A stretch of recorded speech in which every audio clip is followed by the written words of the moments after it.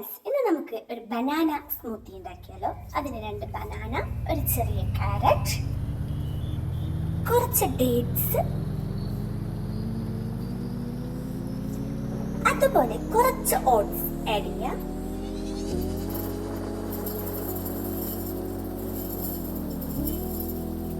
ഒഴിച്ചെടുത്ത ഇതിലേക്ക് കുറച്ച് milk add ചെയ്യാം.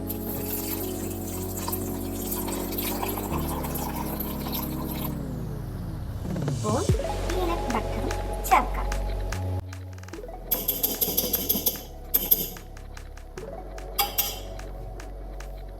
ഈ സ്മൂത്തി നമുക്കിനി ഗ്ലാസുകളിലേക്ക് മാറ്റാം.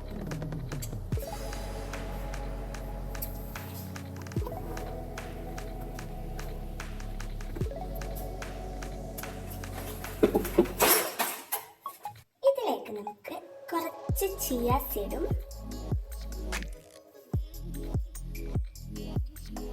ഉണക്കമുന്തിരിയും ആഡ് ചെയ്യാം. നല്ല അടിപൊളി സ്മൂത്തി റെഡിയായി.